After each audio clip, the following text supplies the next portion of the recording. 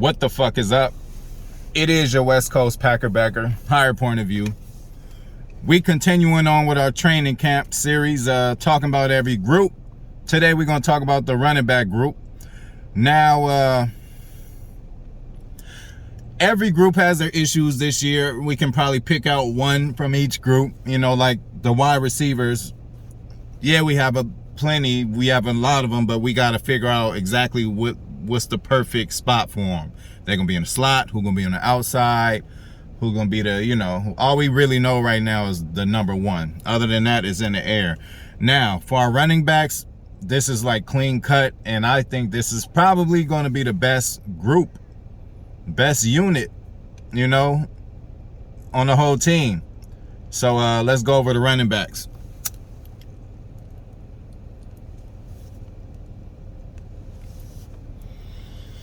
Starting off, Aaron Jones. We all know who he is.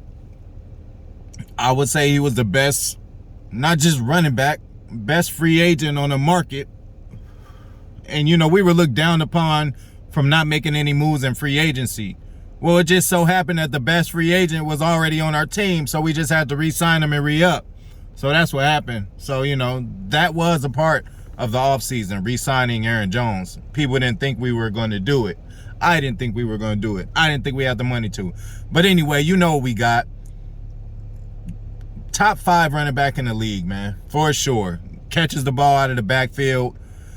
Very fast, you know, not a, you know, like a track sprinter, but I mean, you're not catching him. He's taking 60, 70, 50-yard runs to the house, has the breakaway speed. He can cut, he can do everything. The only flaw in his game will be, you know, his size. He's about 5'9", 210, you know.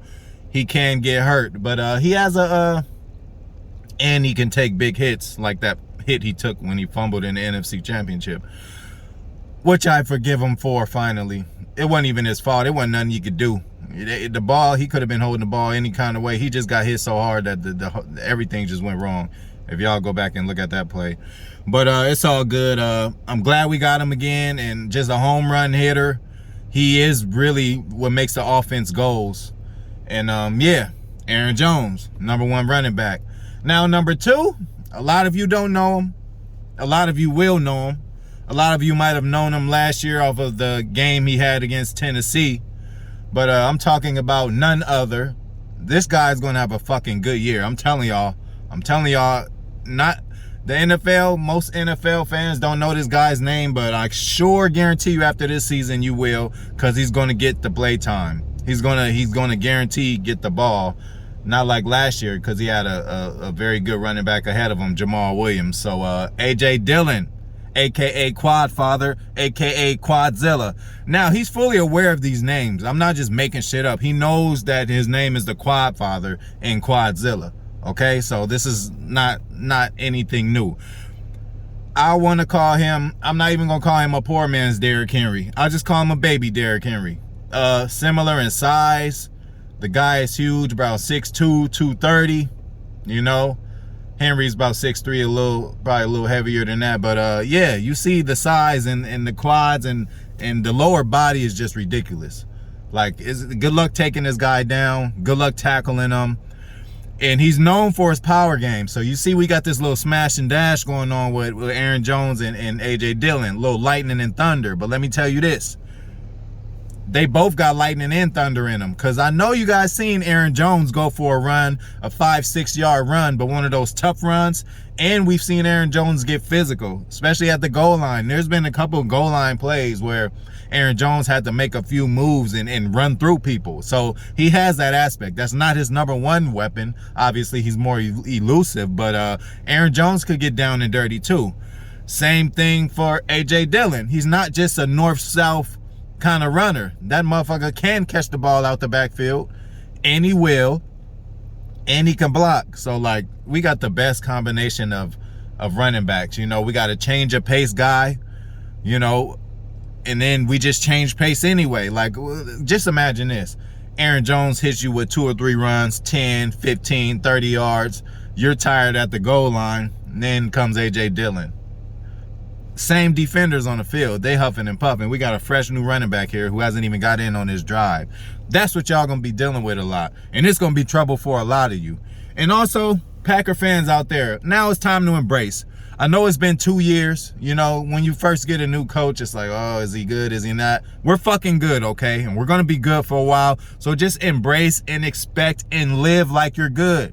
No more panicking. No more worrying about anything. This is a good-ass fucking team. So, on top of A.J. Dillon, do you not think we have a third? It's going to be a battle for the third. We got Dexter Williams. We drafted him 2 years ago. He didn't get no burn last year. He had plenty of chances to when Aaron Jones got hurt and Jamal Williams got hurt, and he just didn't show up. So if he didn't come and take his opportunity and take advantage of that last year, I don't see him making a team. He's looking like a practice squad guy to me. So he won't be making a team. And we're only going to carry 3 running backs. We're not going to carry 4. So the third running back I'm going to talk about is who? Somebody already talked about. A 5th rounder, or whatever I said he was during the my draft video. Kylan motherfucking Hill. I'm glad the words I said pre-draft, or, you know, right after the draft, are coming to fruition now, because he's balling out during camp. And it looks like he has that third slot kind of wrapped up. And again, he's the mixture of both of them. You know, he's not as pounding. He can't pound like A.J. Dillon, and he's probably not as fast as Aaron Jones, but he's in the middle of both. You know, so I already told you guys about him, his skill set. He reads blocks very good. He reads blocks before he actually makes moves, you know, which is really good. And yeah, the patience of a running back is underrated. They called Le'Veon Bell innovative the last few years ago, when he would literally take the ball as a handoff and stand up and kind of bounce around and look where to go. You know, that was looked upon as, you got to hit the hole and then make a move. Well, why you going to hit a hole that ain't a hole? You know, sometimes you got to make a move. So, you know, anyway, I don't know how I just went down that route. You know, I'm high, y'all. But yeah, man, that's the running backs, dog. Ain't really much else to talk about, but I would be really fully confident if we went with, if all 3, it's a problem, you know, and Kylan might not get in. But all we need is 2 of the 3, you know, and I think we'll be good in any game plan, meaning that, you know, it's okay if Aaron Jones misses a game or 2. It's okay if Kylan Hill misses a game or 2, and it's okay if A.J. Dillon misses a game or 2, because each one could just fit right in. And again, they don't have to change the game plan and play calls either. Like I told you, A.J. Dillon, yeah, he's a ground and pound kind of runner guy, but he can catch the ball also. So Matt LaFleur doesn't have to feel handicapped, you know, when any of these guys are in a room. You know, yeah, he has less capability of catching than Aaron Jones, but he's fully capable to do it. So and then back to Aaron Jones. Had a great year last year, but you know, when you have an MVP season like Aaron Rodgers did last year, you know, as a running back, your numbers are just not going to be what they should, or, you know, would be on a regular year. This was a spectacular MVP year by Aaron Rodgers. That's why Robert Tonyan, tight end, got, you know, 10 to 12 touchdowns. I forgot. That's why Devontae got double-digit touchdowns. That's why Devontae got all those yards, you know. It was Aaron Rodgers' year. Let's not forget, 2 years ago, when it wasn't Aaron Rodgers' year, when Aaron Rodgers was still learning the Matt LaFleur offense, when the offense was new to everybody, who did we ride? We rode on the back of Aaron Jones, 20 motherfucking touchdowns that year. So let's not forget that. And let's not forget what he's fully capable of. And we got 2 dogs behind him. So that's why I'm picking this, our running back. That our most complete room, I think, is the running back room. So, you know, but I'm gonna leave y'all with this. I didn't even tell y'all what it was. This is the last of that Skywalker I was messing with the other day.